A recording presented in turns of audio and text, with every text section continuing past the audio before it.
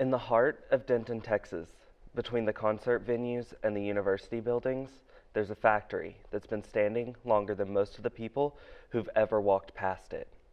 You've probably seen it peeking over the trees on campus. The Morrison Milling Company, or as most people know it, Morrison Corn, has been part of this town for more than a century.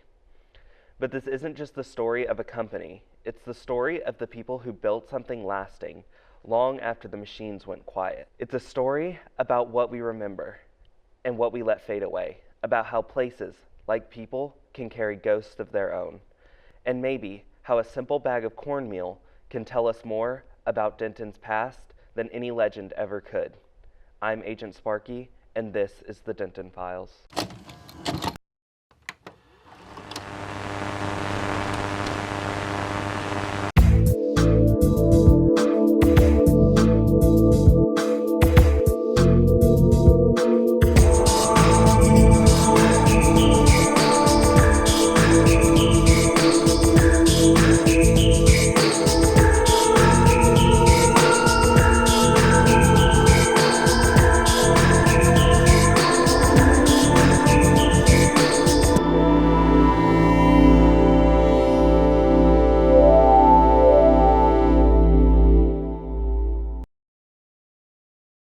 Before the highways, before the university, before Denton looked anything like it does now, there was a mill.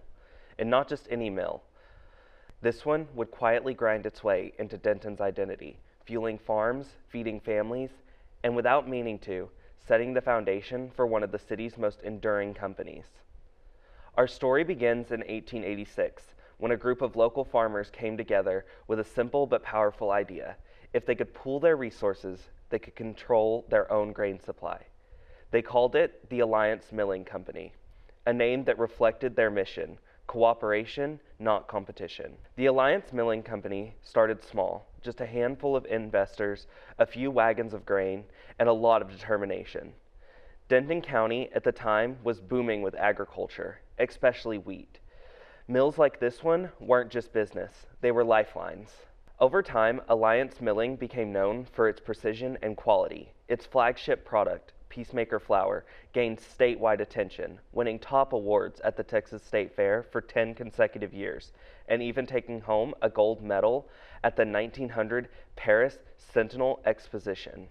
That recognition didn't just boost the brand, it put Denton on the map as a serious player in Texas industry. But time has a way of changing even the most well-built foundations. By the 1930s, the cooperative model that once fueled the Alliance Milling Company began to crumble under new economic pressures: the Great Depression, industrial shifts, and the rise of larger privately run corporations.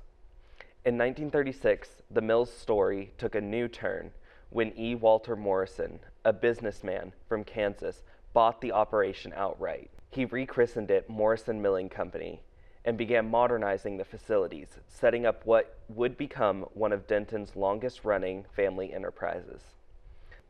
This wasn't just a new name, it was a shift in identity. Under Morrison, the mill expanded beyond flour into cornmeal mixes, the very product that would define the company for decades to come: corn kits. By anchoring itself at 319 East Prairie Street, the mill stood right at the heart of Denton's industrial spine.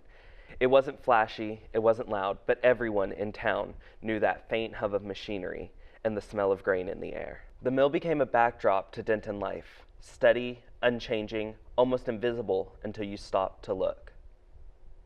It's easy to forget that Denton's creativity and cultural identity, the music, the art, the university, was built on a foundation of blue-collar grit.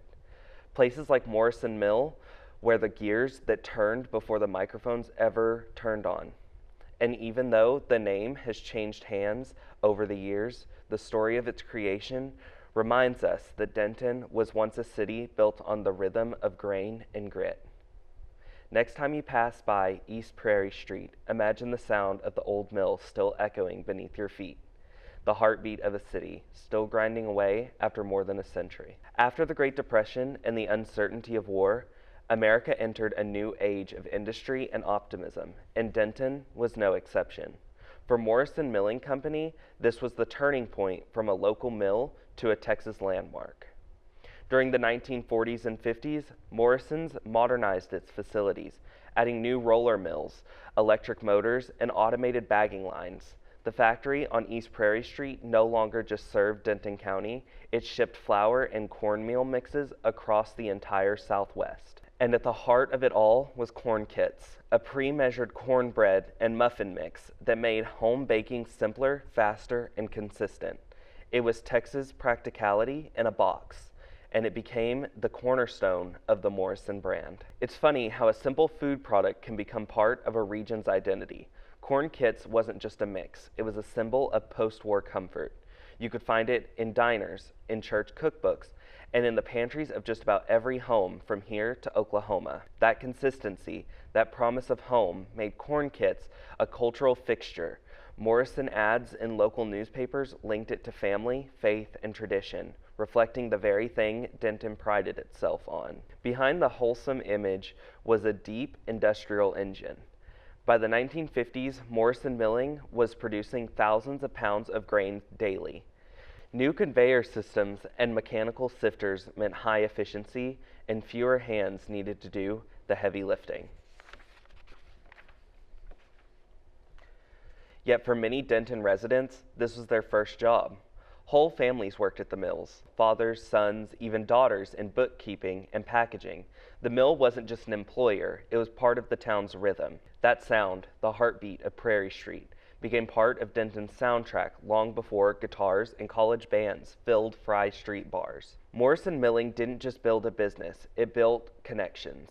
The company sponsored local baseball teams, 4-H events, and school programs. For decades, Morrison bags were handed out at county fairs, their bold yellow and red design instantly recognizable. For a lot of people who grew up here, Morrison's wasn't just a logo, it was a reminder of home. And in a town that's always changing, by the 1960s, Morrison Milling had become one of Denton's most stable employers. Even as new industries rose and fell, the mill stayed steady, grounding the city in a kind of quiet reliability. When you look at the old mill now, it's easy just to see another factory. Rusted silos and faded paint, a relic. But for nearly half a century, this place represented something much bigger, Denton's ability to grow without losing its roots. The Morrison name became synonymous with trust, something handmade, something Texan. And though the world around it was changing fast, the mill kept turning, steady as ever. In a town built on music, education, and innovation, it's easy to overlook the hum of a grain mill. But here, in the heart of Denton, that hum was the sound of progress, and the echo of a community built on work, pride, and a dash of cornmeal. There's a story every small town tells about itself, a story stitched together from grainy photos, flour sacks, and parades down Main Street. In Denton, it's a story of industry and independence. The idea that this was once a place where hard work and local pride could keep the world at bay. But every myth, no matter how comforting, leaves something out. Mid-century Denton was the kind of town that made you believe in self-reliance. The mill stood as proof that a handful of workers, a few good machines, and some determination could feed a whole region. Flour bags printed with Peacemaker and Corn Kits were more than just products. They were emblems of identity, proof that Denton could sustain itself through its own hands. But beneath that self-made image was a quieter truth. Industry doesn't exist in isolation. The Morrison Mill relied on the same network of rail lines, federal agriculture policies, and national advertising that connected it to places far beyond Texas. What looked like self-sufficiency was in reality dependence, a local story written in national ink. As the mid-century rolled on, Denton began to mythologize itself. Newspapers wrote about the spirit of a small town, even as the first supermarkets and suburban homes appeared. People began to remember the town as simpler than it had been, cleaner, friendlier, more self-contained. But nostalgia is a place where memory meets desire. The mill was still running, the workers still came in every day, but more and more the story of Denton was becoming a reflection of what people wished it had been, not what it was. By the late 1950s, Denton was changing. The population was growing, The universities, North Texas State College and Texas Women's University, were pulling in new faces, new ideas, and new ambitions. The identity of the industrial small town was dissolving into something else, something less tangible, more cultural. Music, education, and creative industries were beginning to take root in the same soil where factories once stood. And yet, the story of the self-sufficient town never went away. It clung to the mill like dust. Even now, when we look at that building, silent, skeletal, and half forgotten, we don't see a factory. We see a monument to what we want small towns to be: enduring, moral, unchanged. But the truth, the real breathing truth, is that towns change because they must. The myth is what stays behind. In Denton, the mill made more than just flour. It made a story, one that still echoes in every brick, every ghost, every myth we tell about where we came from. For all the stories we tell about what was lost, some things never really stop moving. Even as Denton's image shifted from industrial heartland to college town, from labor to leisure, the Morrison Mill kept running, day after day, year after year. While the town reinvented itself, the mill was still producing cornmeal, flour, mixes for pancakes, and biscuits that would find their way to breakfast tables hundreds of miles from here. To most people passing, it was just another old factory, but inside those walls, the machinery still turned, connecting Denton's mythic past to its very real present. The story of Morrison Corn wasn't frozen in nostalgia. It evolved, quietly, persistently, just like the town that built it. And as America entered the modern age, Morrison milling would face its biggest transformation yet. The post-war years brought prosperity, and with it, a choice: to remain a small local operation or to modernize and meet the demands of a changing market. For Morrison Milling, the choice was clear. By the 1950s and 60s, Morrison had begun replacing old stone mills and hand-operated sifters with roller mills, electric drives, and automated bagging lines. This wasn't simply a matter of productivity, it was survival. New technology meant faster production, longer shelf life, and the ability to reach grocery shelves farther afield. Automation changed everything, not just the machinery, but the relationship between people and work. Where a team of hands once filled sacks, machines now measured and sealed. Where craftsmanship had been tactile, the new factory demanded technicians, mechanics, and engineers.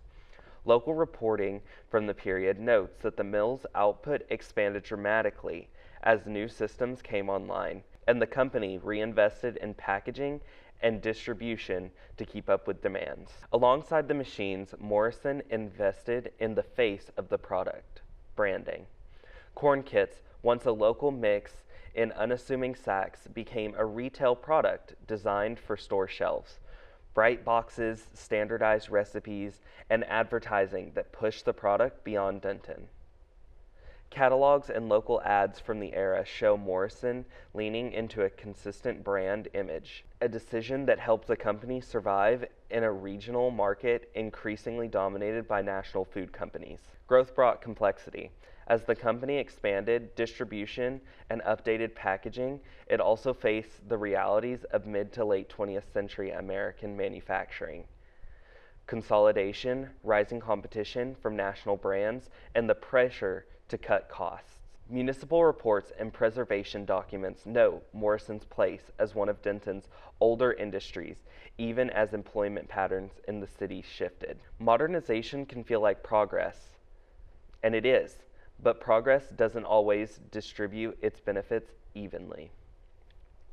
Automation can increase output, and corporate restructuring can increase profitability, but both can hollow out the social networks that made the mill a town's anchor. For the people of Denton, modernization was a mixed blessing. Jobs changed, some roles disappeared. The steady chorus of the plant softened, and fewer hands were needed on the line.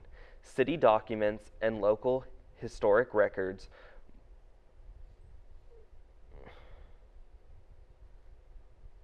City documents and local histories record Morrison as a major employer, through the 1970s, even as the city's economy diversified. That hum was a sign of labor, of families fed, and of an identity that anchored Denton to its industrial roots.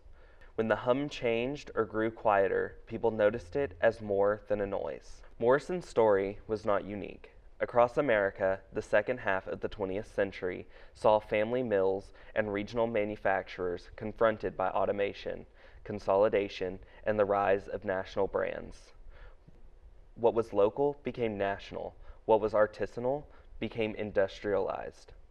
Scholars note these shifts as part of a larger reconfiguration of American industry. A move from small, dispersed manufacturing to centralized, capital-intensive production.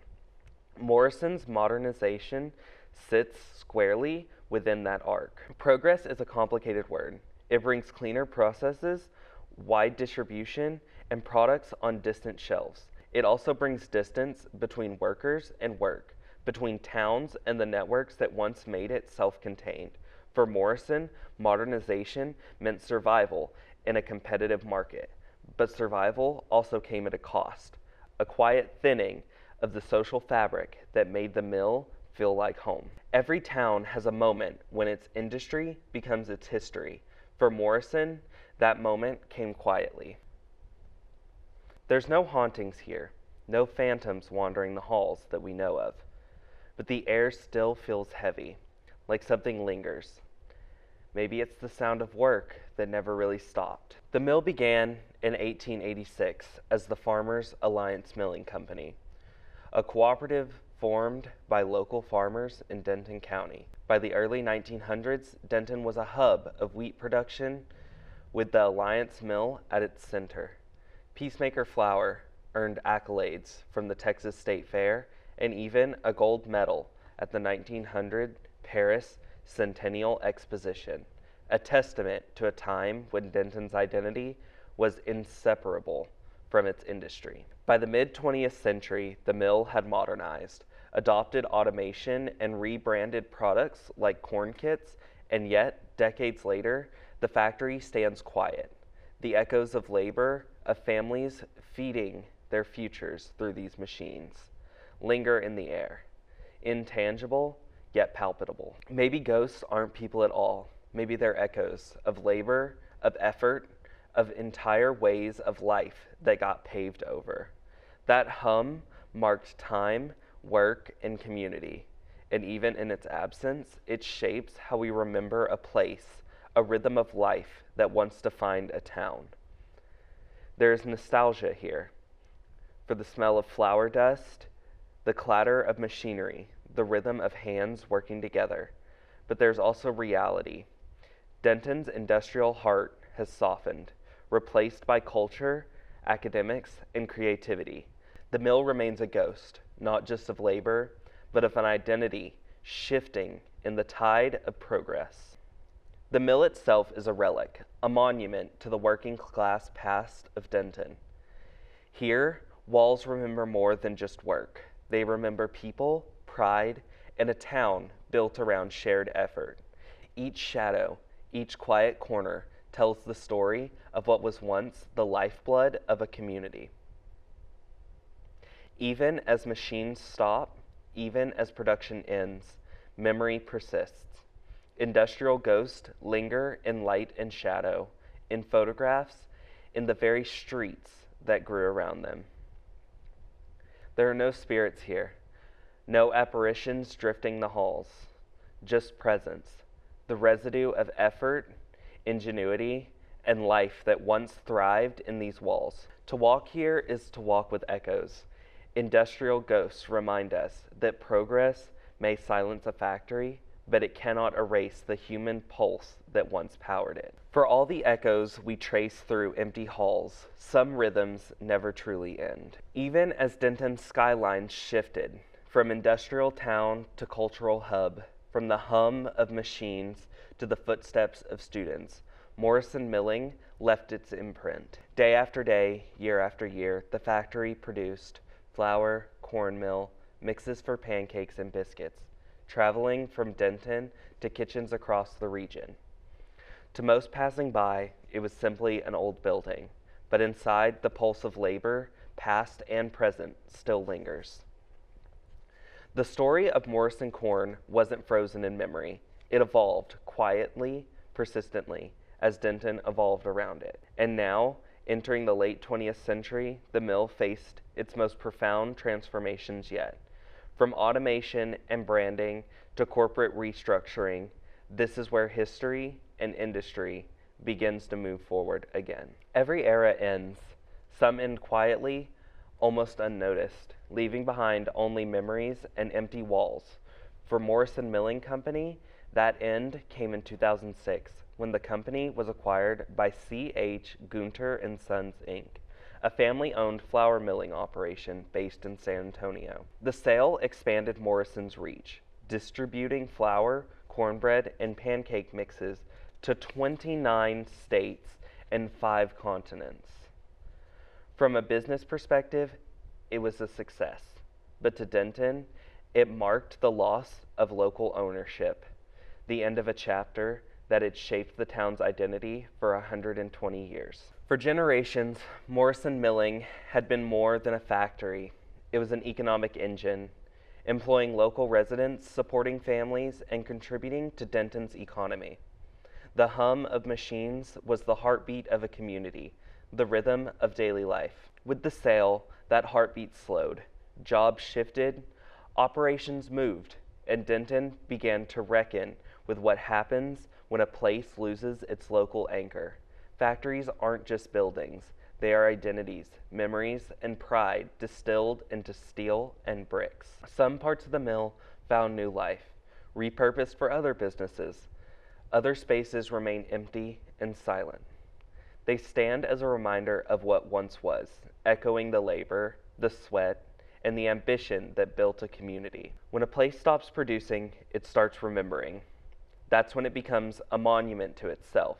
Morrison Milling may no longer feed the tables of Denton, but it continues to feed the town's memory, a testament to endurance of human effort long after the last bag of flour rolls off the line. The story of Morrison Corn has reached its quiet conclusion, yet even as an era ends, the echoes remain, shaping how Denton remembers its past, even as the town moves forward into the future. The mill never left, it just stood still. While the world around it changed, Denton grew, and the mill became part of the scenery, a landmark caught between centuries. History as we know it is layered. Buildings, streets, and people carry it quietly, even when we stop noticing. We call it history when we stop noticing it, but the truth is, the past doesn't end, it just settles, layer by layer, like dust on the floorboards. Morrison Milling is more than a building. It's a time capsule, preserving Denton's industrial DNA. From its beginning as the Farmers Alliance Milling Company in 1886 to its peak producing Peacemaker flour and corn kits, the mill witnessed the town's growth, its transition from agriculture to industry, and eventually to a modern cultural hub. Each layer tells a story: the hum of machines, the smell of flour dust, the rhythm of labor, all still linger in the air, even after the mill was sold and production shifted. The memory remained. Time does not erase, it transforms meaning, turning production lines into stories, labor into legacy. The mill's stillness is deceptive. It feels frozen, but it's not gone. It preserves, silently, the energy and identity of a working-class town. Like sediment settling over decades, Morrison Milling captures Denton's essence, its growth, its struggles, and its endurance. In its stillness, the mill teaches us something fundamental. The past is never truly gone. It lingers in the walls, in streets, in stories told by those who remember. And if we look closely, layer by layer, we can feel it, the texture of time itself. The mill never left. It waits, patient, while the world shifts around it. Each generation adds a layer. Each story leaves a mark. Denton grew, changed, evolved, yet the mill remains, a witness to history, a keeper of memory, a time capsule in plain sight. Stories like these always end with a sale, a closure, or a headline. But the truth is, history doesn't end that cleanly. Buildings don't stop remembering just because the people move out. When the machines went quiet, something else took their place, a stillness, the kind that holds on to what came before, the kind that turns spaces into symbols. Once Denton's heartbeat came from its factories, now it comes from its stages and studios. It's still about creation, just of a different kind. In the mid-20th century, Denton was defined by its industrial life. The Morrison Milling Company stood as a cornerstone of that identity, a town built on labor, wheat, and community. But as factories slowed and industries shifted, Denton began to evolve in ways its founders couldn't hardly imagine. The University of North Texas, established in 1890, grew into a cultural engine, attracting musicians, artists, and students from across the nation. The College of Music, renowned for its excellence, became a hub for creativity, setting the tone for Denton's emerging identity. Meanwhile, local venues and music festivals flourished, giving rise to a new Denton, a city where creativity, performance, and community became its lifeblood. The Denton Arts and Jazz Festival celebrates this spirit, blending music, visual arts, and civic pride. Denton's economy transformed alongside its culture. From a town reliant on manufacturing, Denton now boasts a diversified economy. The University of North Texas is the city's largest employer, shaping not just the economy, but the identity of the town itself. Population growth reflects this change, with numbers projected to reach 195,000 by 2030 and over 340,000 by 2050. Retail, service industries, and education now drive the heartbeat of the city. Denton's identity is no longer just industrial, it's creative, experimental, and collaborative. Over 50 annual festivals celebrate the city's artistry, music, and local culture. Art and performance have replaced assembly lines and flour mills, but the spirit of creation remains. Perhaps this is the story Morrison Corn was always telling, not one of loss, but of transformation. The town evolved, the industries changed, yet the essence of creation endured. From flower to festivals, from labor to artistry, Denton's heart keeps beating, different but alive. The story of Morrison Corn isn't about what it made. It's about what it left behind, the spirit of making, of building, of belonging. Each sack of flour, each box of corn kits, each hum of a machine carried more than product. It carried the identity of a town. Denton, built on labor and ambition, transformed alongside the mill, layer by layer, like dust collecting on the shelves of memory. Some buildings become ghosts not because they are haunted, but because they are full of echoes. Echoes of effort, of hope, of a way of life that shaped a community. From factories to festivals, from grain to music, from labor to creativity, Denton continues to grow. Morrison Corn didn't vanish. It became memory, identity, and spirit. Some legends are born in shadows, others are built in daylight, brick by brick. If Morrison Corn is Denton's memory made real, this story asks, what happens when memory refuses to fade? I'm Agent Sparky, and this has been the Denton Files. See you next season.